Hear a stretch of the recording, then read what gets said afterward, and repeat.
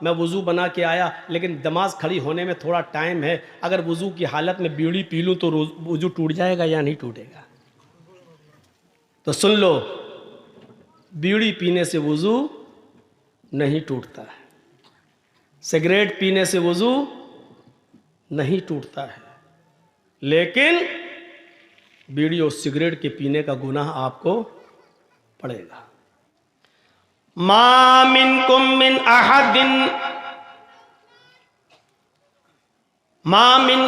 अहदिन यतवज़्ज़उ फयुहसिनुल वुज़ू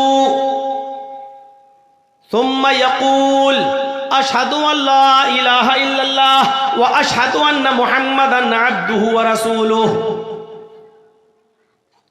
इल्ला फुतिहत लहु अब्वाबुल जन्नतिस समानियतु। तुम में से जिसने वुजू बनाया, लीजिए, तुम में से जिसने वुजू बनाया, फयुहसिनुल वुज़ू, और अच्छी तरीके से वुजू बनाया। एक तो होता वुजू बनाना और एक होता है अच्छी तरीके से वुजू बनाना। वुजू बनाना क्या है? जैसे बिहार में एक जगह हम जलसे में गए तो जो टोटियाँ लगी थी मस्जिद में, नल जो लगे हुए थे, वहाँ बैठकर मैं वुजू बना रहा था। तो जमात खड़ी थी, बिहारी का एक आदमी बेचारा आया उसी गांव का और मेरे पास आकर बैठ के वो भी वुजू बनाने लगा और हमसे पूछता है कि मौलाना साहब हमें कितनी रकात हो गई? हमने कहा शायद 2 हो गई हैं, 2 बची हैं। 2 हो गई कि हाँ। अब देखिए उसके वुजू की,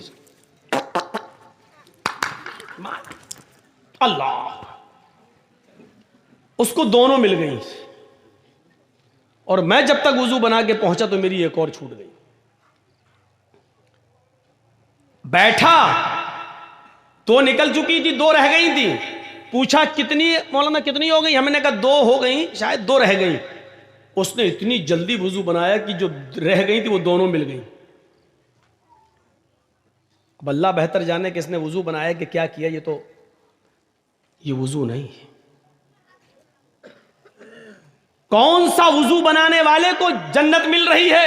वुजू सीखिए क्या है। फयुहसिनुल वुजू, अच्छी तरीके से वुजू बनाना। अच्छी तरीके से वुजू क्या है? आप एक चुल्लू पानी लीजिए, जैसे नल पर बैठे तब भी, टोटी खोलिए, पानी लीजिए, टोटी बंद कर दीजिए, पानी ज्यादा जाया ना हो। 2 मुद्द पानी में अल्लाह के रसूल वुजू बना लेते थे।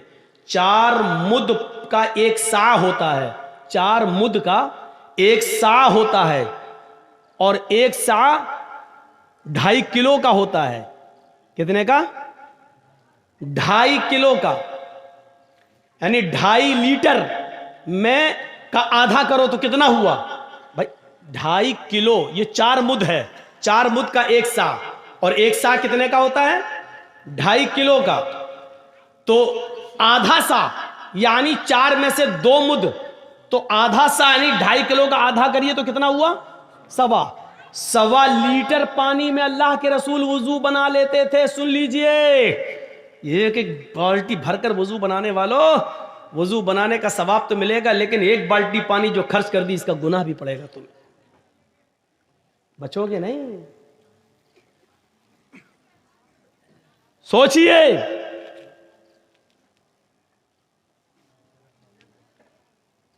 दो सा 2.5 दूनी 5 लीटर की एक कट्टी में अल्लाह के रसूल गुस्ल कर लिया करते थे, पूरा नहा लिया करते थे, और वो भी गुस्ले जनाबत, नापाकी वाला गुस्ल कर लेते थे।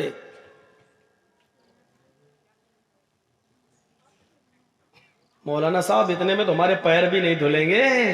गुस्ल खाने में जाते ही पहले हम टोटी खोल के अपना बाथरूम साफ करते हैं, उतना पानी तो हम गुस्ल खाने को साफ करने में लगा देते हैं। एक एक चीज का हिसाब होगा। पानी की कदर उनसे पूछो जिस मुल्कों में पानी बड़ी मुश्किल से मिलता है, उनसे पूछो पानी की कदर, उनसे पूछो। और राजस्थान के इलाके में जहां गर्मी बहुत पड़ती है और रेगिस्तानी इलाका है, उन लोगों से पूछो। पहाड़ी इलाकों पर जहां पानी पहुंचता नहीं है, उनसे पूछो पानी की कदर। तो ये खोला, या लोटा है पलटा, ये पानी लिया, अब इसको ऐसे मलिए। ये अच्छी तरीके से वुजू बनाना। ये हुआ? अभी नहीं हुआ। अब ये उंगलियां इसमें डालिए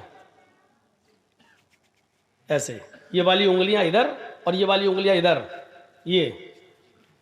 फिर दूसरी बार लीजिए, फिर ऐसे कीजिए, फिर ऐसे करिए, फिर तीसरी बार पानी लीजिए, फिर ऐसे कीजिए। ये हुआ। अब आइए, फिर एक चुल्लू पानी लीजिए, आधा पानी मुंह में, आधा, और आधा बचे फिर नाक में चढ़ाइए। जिस हदीस में ये आया 3 बार कुल्ला करो, फिर 3 बार नाक में पानी डालो, बहुत ही मौजरत के साथ कहता हूं यह हदीस ज़ईफ है। एक ही चुल्लू पानी लेना है, आधा मुंह में।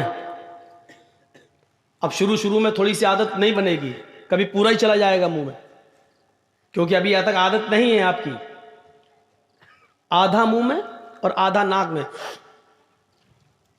अब दाहिने हाथ की उंगली से दांतों को रगड़िए ऐसा, और बाएं हाथ के ये अंगूठा और ये वाली उंगली ये नाक में डालिए ऐसे, और उसके बाद नाक से निकालने के बाद जो आधा पानी मुंह में था उसका कुल्ला कीजिए।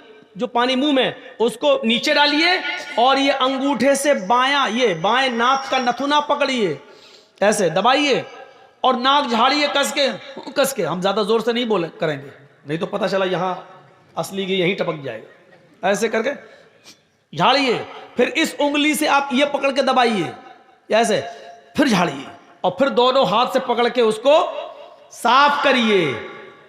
ईमानदारी के साथ बताइए, अभी तो पैर तक हम पहुंचे भी नहीं हैं।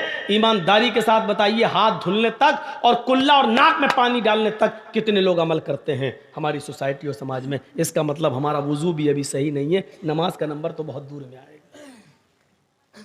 अभी एक बार हुआ, ऐसे ही दोबारा फिर पानी लेना है, और फिर आधा मुंह में और आधा नाक में चढ़ाना है, और फिर वही दोहराना है। फिर तीसरी बार आधा मुंह में आधा नाक में, और फिर यही करना है। अब आया नंबर चेहरे का। अब देखिए, ये नहीं, अभी हाँ, चेहरे का। एक चुल्लू पानी लिया और ऐसे लेके, चुल्लू एक ही भरना है। बहुत से लोग नल की टोटी में ऐसे दोनों हाथ लेकर फिर मुंह धुलते हैं, पानी का ज़िया है, पानी की बर्बादी है। पानी एक ही चुल्लू लेना है, और उस एक चुल्लू पानी को लेकर ऐसे, ये ऐसे करिए, ये फिर लीजिए, फिर ऐसे करिए, मतलब कानों की लौ तक ये। और जब 3 बार ऐसे कर लें, फिर एक चुल्लू पानी अलग लीजिए। ये 3 बार मुंह हो गया।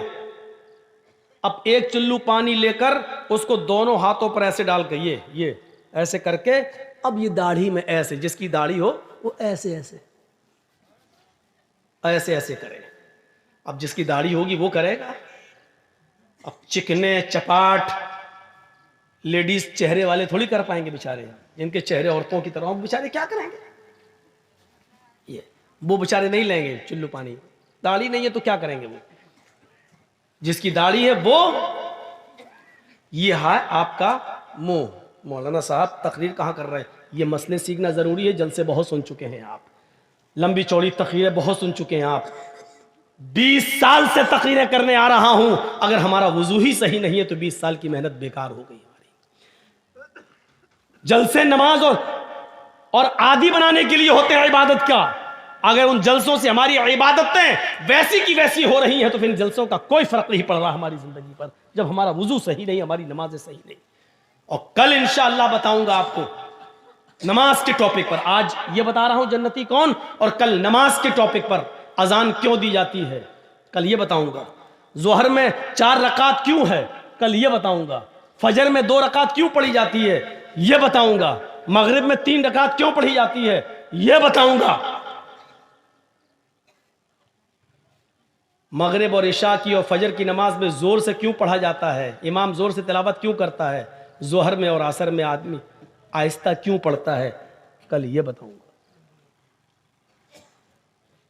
कल की तकरीर थोड़ी दूसरे हिसाब की होगी नमाजी पर, लेकिन यह बताया जाएगा कि जोर से क़िरात क्यों की जाती है और आहिस्ता क्यों की जाती है। जोहर में 4 क्यों है और असर में 4 क्यों है और इशा में 4 क्यों है, और फजर जो सबसे अहम नमाज है जिसमें उठना मुश्किल है उसमें 2 ही क्यों है।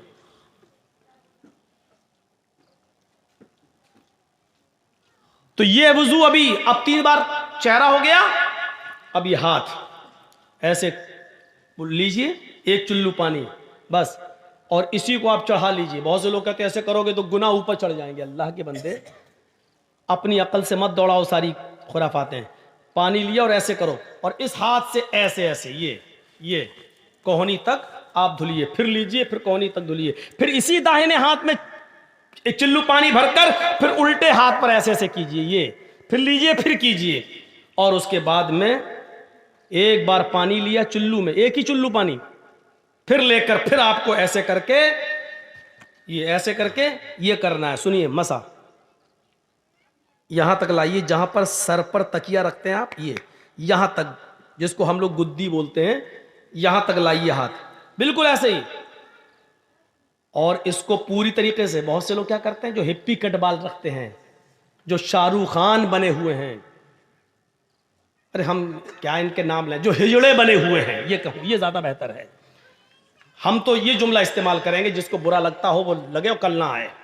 जो आजकल बिल्कुल लंबे लंबे बाल रखकर वो बने हुए हैं, हिप्पी कट, हिजड़े कट, ये कुछ बाल देखे ना आप कैसे कट रहे हैं, यहां से बिल्कुल मशीन चल रही है, यहां से चल रही है, यहां पर देख रहे हैं जैसे टिल्लू पंप रख दिया गया हो, यहां से टकला, यहां से टकला, यहां से टकला, बाल यहां पर हैं।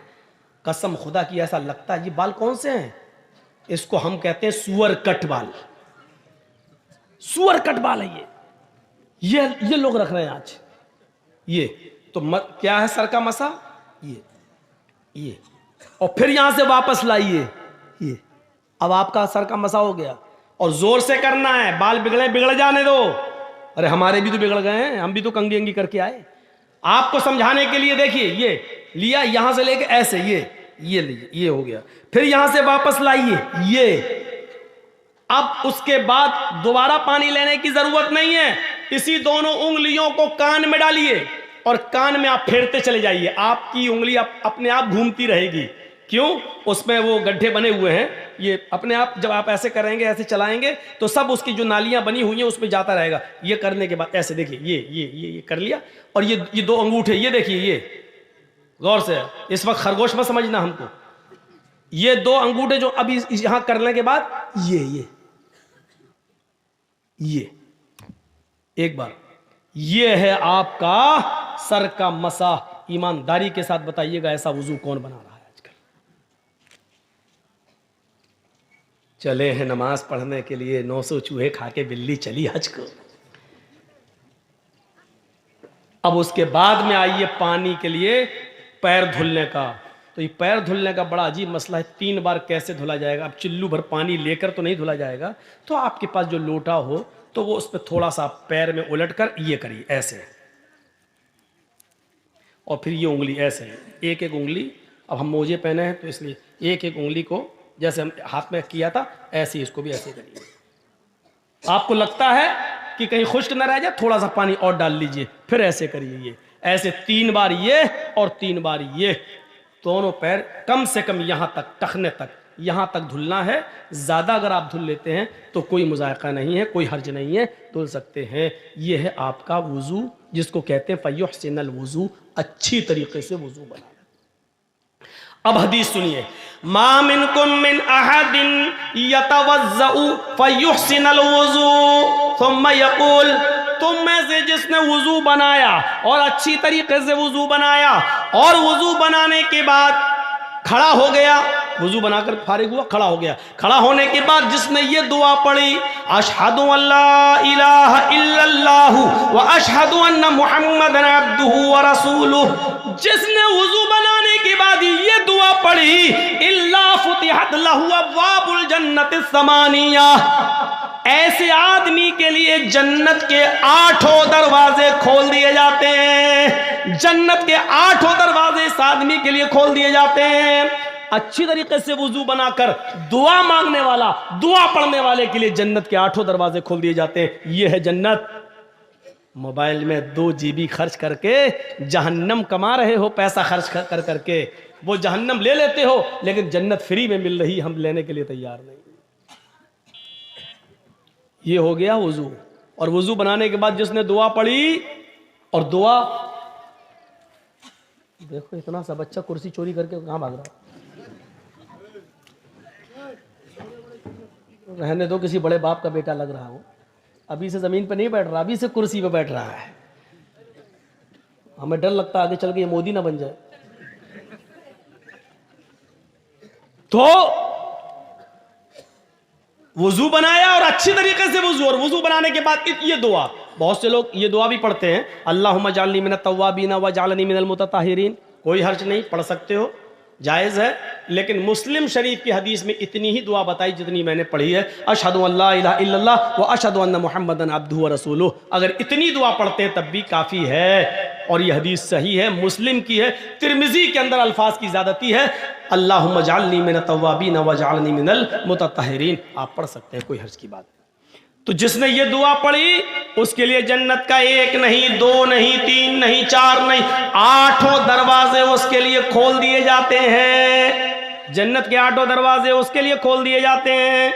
अब सुनिए, वुजू बनाया और वुजू बनाने के बाद दुआ पढ़ी, उसके लिए जन्नत के दरवाजे खोल दिए गए। एक और हदीस इसी में जोड़ देता हूं।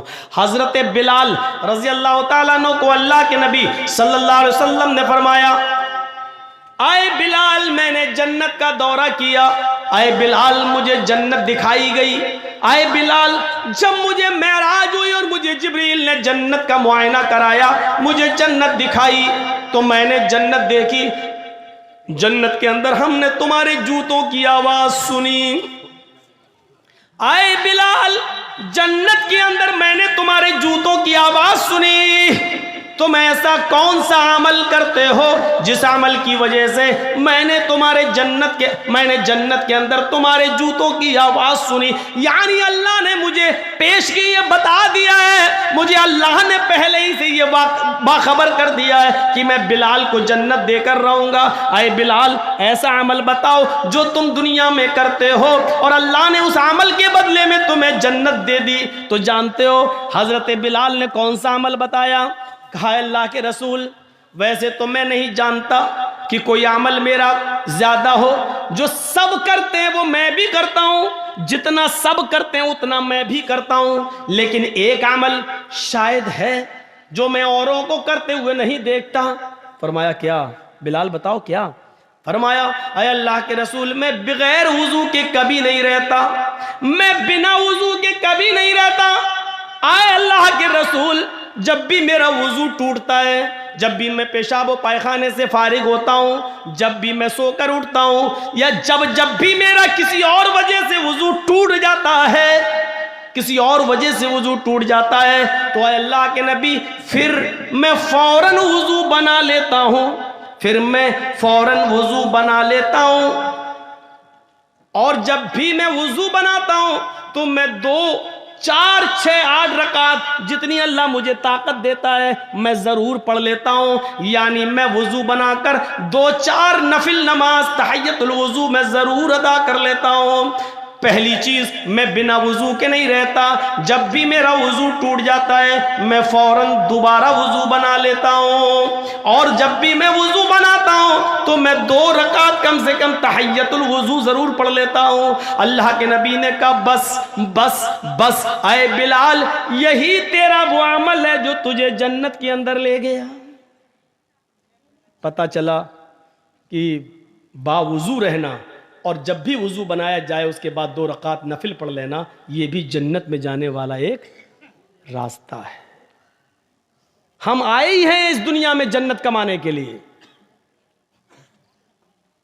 वरना जो अमल करके नहीं मरता वो गोलियों से मर जाता है। देख लो कल फिर मर्डर हुआ रात में 3 बजे।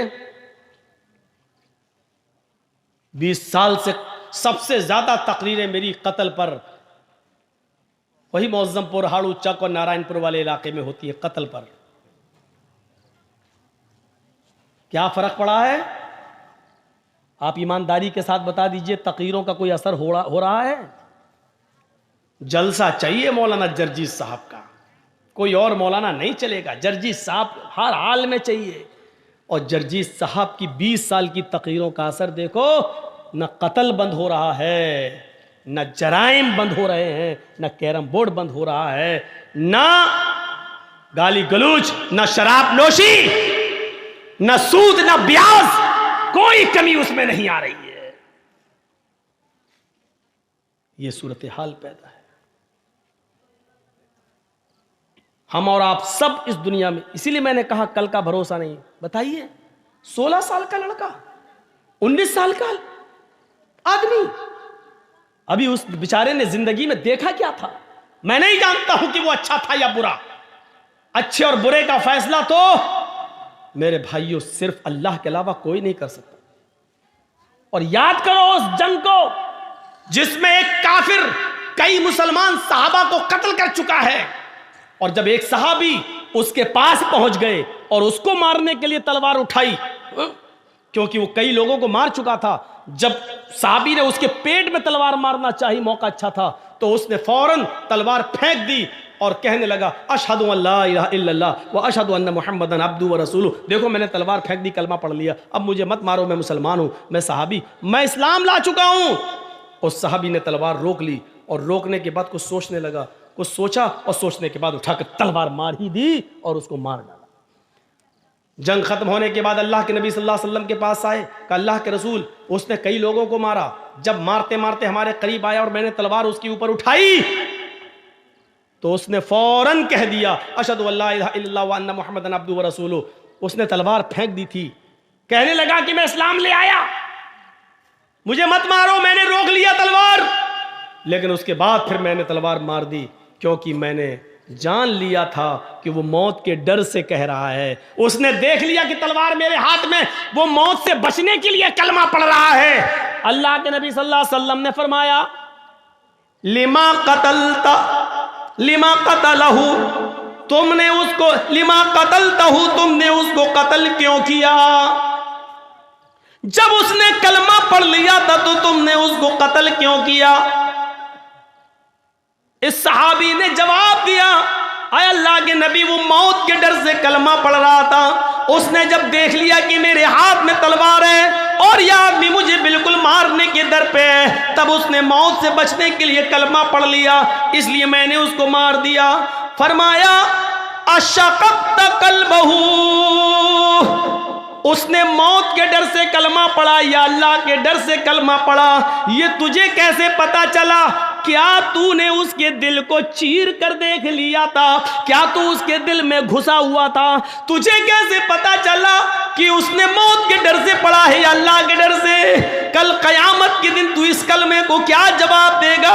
कल कयामत के दिन ये कलमा जब आएगा ला इलाहा इल्लल्लाह मुहम्मदुर रसूलुल्लाह, जब इसकी जबान से ये कलमा निकलते हुए आएगा तो तू इस कलमे को कल क्या जवाब देगा? कयामत के दिन तू इस कलमे को क्या जवाब देगा? इस कलमे की गर्दन का हाथ तेरे गरिबान पर होगा, तू इस कलमे को कल कयामत के दिन क्या जवाब देगा?